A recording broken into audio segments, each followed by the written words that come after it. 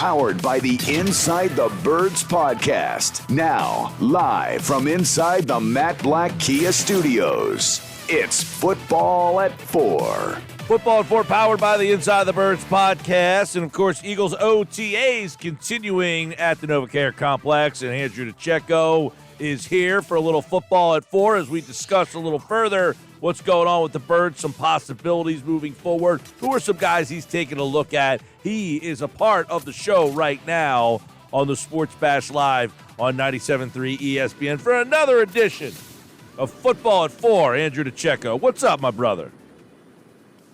Mike, it's been a minute. How are you, man? It has been a minute, man. I was off last week. I missed you, but OTAs are back. We got guys flying around the football. For you, Andrew, what do OTAs mean for you? I know you're a guy who likes to watch the roster construction. You like the whole draft process, and you like those under-the-radar guys. So what do you get from following these OTAs?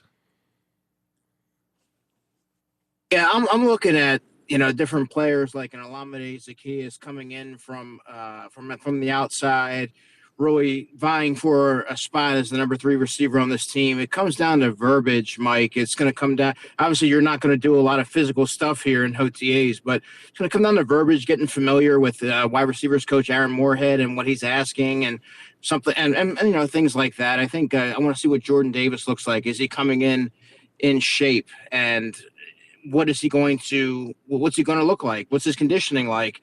You want to see what a corner like, what a James Bradbury's looking like in his second year in the system. Is he, he's a year older now. Is he going to look just as fluid as he was last year? There's a lot of things that you want to see here that you can sort of tell by their body movements and things like that. But a lot of it comes down to mental processing and really learning the system and finding your footing this late in the offseason. Yeah, a lot of the younger players, I think this is something that, it's their first introduction, really, right, Andrew, to being a professional, getting into that routine. We're finding out what the routine is about to be like, right? I mean, so this is an opportunity, but you got 2 new coordinators here, and I'm a little surprised that the Eagles only do 6 of these, that they don't take full advantage. Why do you think the Eagles don't see the full advantage? Are you surprised that they said, you can do 13, but we're not going to use all 13?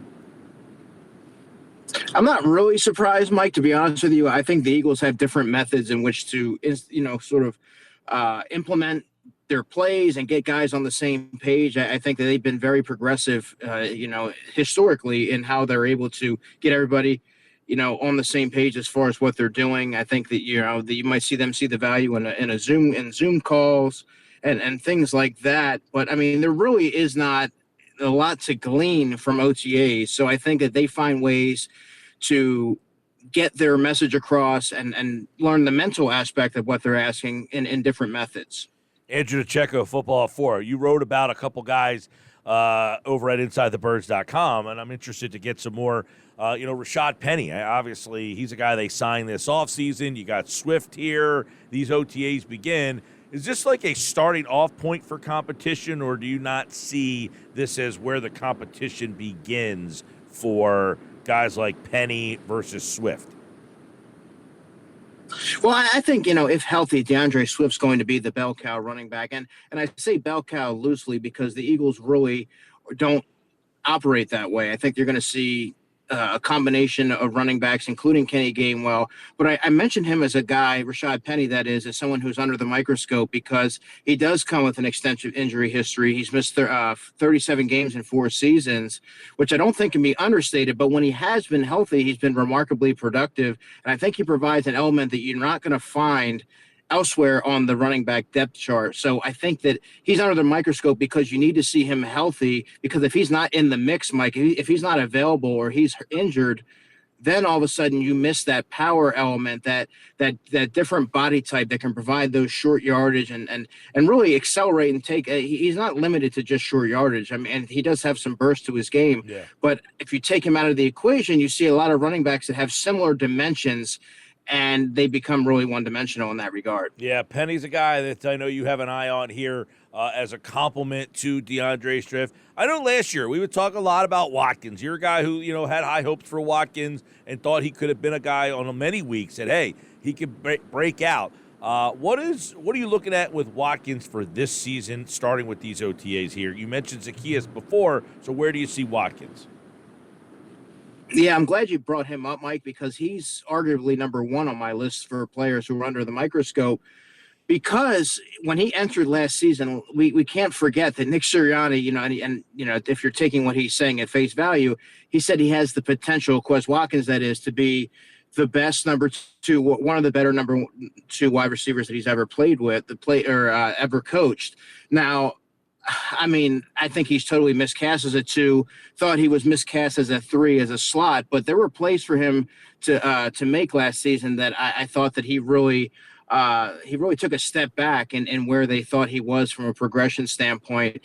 He had a hand in as many as 3 losses last season. He had a prominent hand, I should say, most notably Super Bowl 57. So I think that he said all the right things at locker room clean out. He vowed to improve on his shortcomings, and you heard all the right things, but he needs to utilize those shortcomings and that setback as fuel to move forward, because now he's not going uncontested this year. There's a guy that they brought in Zaccheaus, who I mentioned earlier, who's going to give him a run for his money at the number 3 spot. Yep. So he's going to have to see if he's willing to deliver on what he said, as far as utilizing those shortcomings as motivation to move forward. That said, there has been some murmurs about DeAndre Hopkins. I don't know that the Eagles are receptive, but I think he was interested in possibly being here.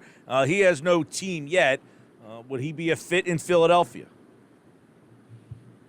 Well, I think DeAndre Hopkins would be a fit on any team, and I think 31 of 32 teams should have interest in DeAndre Hopkins. But when you're looking at the Eagles' offense as it's currently constructed, they struggle to find ways to manufacture touches for all of their weapons, and they do have many of them. So trying to shoehorn, for lack of a better term, DeAndre Hopkins into their offense, I don't know how that would fit. I mean, there's hardly enough touches as it is to get someone like a Devontae Smith touches. I thought he, deserved even more than he got last season. And Dallas Goedert, let's not forget, is everyone wonders when he's going to turn the corner. And I think that people forget that he's the top 3 tight end in this league, because there's just not the opportunities, because there's so many different guys that they're trying to facilitate the football to. So adding DeAndre Hopkins to the mix, I think, would be a little bit problematic for DeAndre Hopkins from a fit standpoint. I think any team would want him, but I assume that at this stage of his career, he's going to want a prominent role still. Yeah, I was on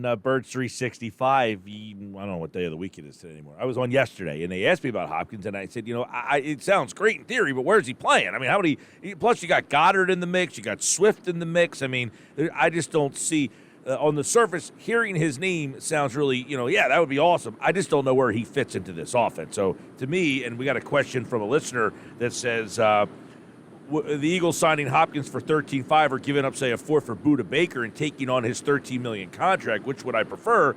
I like Hopkins, the player, but I would think Budda Baker is definitely more of what this team needs right now than DeAndre Hopkins. Mm-hmm. But I will say this. You look past the top 3 receivers, even the top 4. Let's take Zaccheaus and Watkins out of the equation.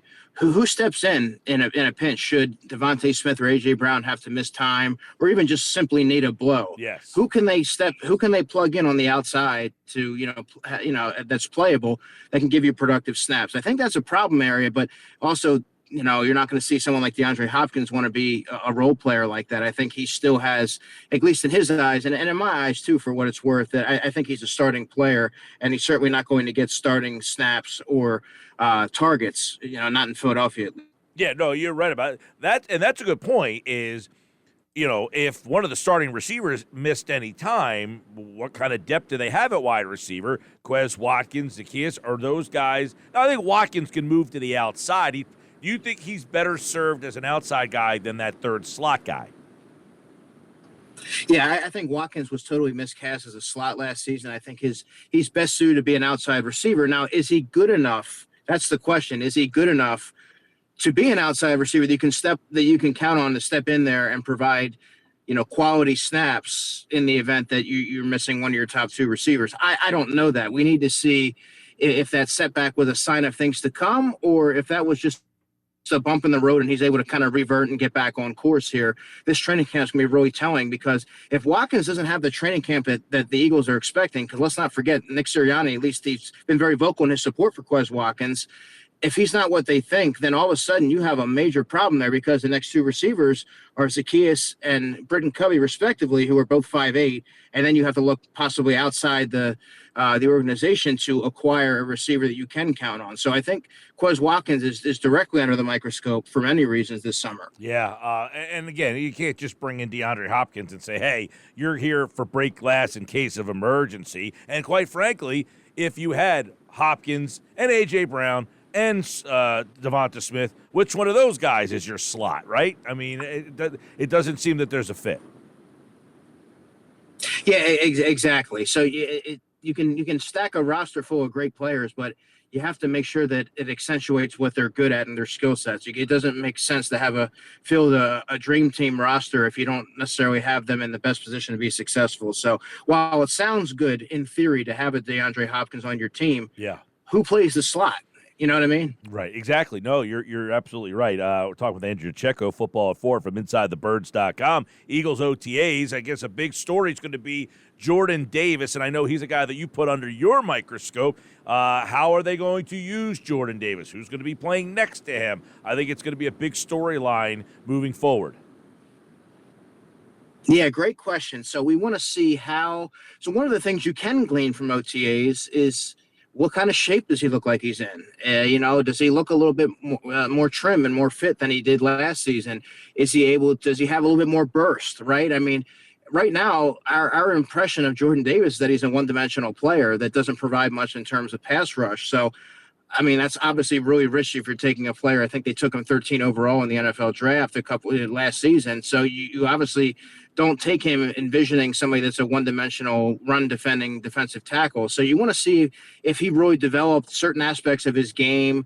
And obviously they didn't draft him to be a backup, so you're going to see him assume more of the lion's share of the snaps. But the question becomes, who does he play opposite? And to me, I think that would be sort of a combination between Jalen Carter and Fletcher Cox. And I say combination because you don't necessarily want to throw too much at Jalen Carter right off the bat, knowing that he's a rookie, and sometimes you might need a little bit of an acclimation period. But that's why the signing of Fletcher Cox was so instrumental and vital, because it alleviates some of the pressure from a rookie having to be thrown in the proverbial fire. Yeah, that one to me is interesting. What are you hearing so far about Jalen Carter, and you talk about what kind of shape these guys are in? What have you heard so far about Jalen Carter? Powerful player. Someone that has stepped in and really done everything right so far. And again, yeah, I say so far because we have a long way to go here, but I think that right now you have every reason to be encouraged with what you've seen from Jalen Carter if you're the Eagles. And I mean, I have such high hopes for Jalen Carter. He was my top-rated player coming into the draft, and I think that he's going to be someone that you can plug in there and know that you're going to get early production from. But again, you don't want to necessarily throw him out there for 70, 75% of the snaps, 72% in the early going. I think that's why it's vital to have somebody like Fletcher Cox to mentor him and sort of take on some of those snaps while he gets acclimated. But I do think that Jalen Carter is going to be really coming to the forefront there as the top defensive tackle on this team sooner than later. Two more guys under Andrew DiCecco's microscope for these OTAs in this season. Let's look at Nakobe Dean, because it was reported today at OTAs that he already is the play caller. So that would tell you they've got confidence in him right off the bat. And they should, because all signs point to, and everything that I've gathered, is that he's a really smart football player and approaches the game the right way. He's serious about what he does. And he picks things up quickly. He's a good processor. But, the Eagles are placing an inordinate amount of pressure on somebody like Nakobe Dean because they don't have a ton behind him to support him, right? And they're putting a lot of their eggs in his basket and hoping that he's going to be the bright young star that many, including myself, expect him to be. But, I mean, it's not surprising, because the player that I saw at Georgia and the player and everything that I saw, it was a brief sample size. He played 34 snaps last year. But what I saw last season is somebody who has an astute football IQ, and I think that he's going to help in terms of helping the defense in that second level in particular operate very cohesively. But he's a player that I have a lot of high hopes for. But, the Eagles, I think, may perhaps unfairly are putting a lot on him right now in his second year. Andrew, let's go to another interesting situation is that safety spot. You've got Terrell Edmonds as a player under your microscope because, they brought him in here, I would imagine, to kind of be the leader of that group. Yeah, and, when you're getting Terrell Edmonds, you're getting a 26-year-old who's played in 79 games and 75 starts. So on the surface, that's great value, but I think that it can go either way. I think that he could be a player that does well enough in training camp where you go into the season with him as the 1 year placeholder until someone else is willing to take over, or you could be a player that doesn't make the team because I don't know that he would serve a purpose as a number 3 safety or a special teamer, right? Like an Anthony Harris. I don't think that would be a good fit. But right now he's under the microscope because he's the veteran in that room and he's going to help Sidney Brown acclimate to the NFL level. He's going to help Reed Blankenship continue to build upon what he really started last season. And I have, high hopes for him. I think that he's going to be a player, but I view Reed more as a number 3 safety. I think he can get a little bit exploited as the number 2. But I think that Edmonds, being that veteran in that room that's played a lot of football, he's logged a ton of snaps and seen everything, he's going to be vital in the progression of the younger players who I mentioned. So, again, when you don't have a lot of experience to draw from, he becomes someone that's directly under the microscope because if you don't have him, I mean, you have a lot of question marks there. All right, Andrew DiCecco, Football at 4. Check out his stuff over at InsideTheBirds.com as OTAs continue this week. And then into next week, the Eagles only electing to do 6 of these. Most teams, you're allowed up to 13 in the offseason. So the Eagles are on the low end of these organized team activities. And, one thing I would imagine, they're doing a lot of classroom work, not 13 on-field activities. You can work in the classroom and do whiteboard and video and scouting and film and all that kind of stuff. But 2 new coordinators, I think that is something big to keep in mind for the Eagles this offseason. He's Andrew DiCecco. This is Football at 4 on the Sports Bash on 97.3 ESPN. All right, man, I'll talk to you next week, buddy. Have a good one, Mike. All right, Andrew DiCecco, always informative. Great stuff. His writing over at InsideTheBirds.com. He's got Eagles under the microscope in 2023.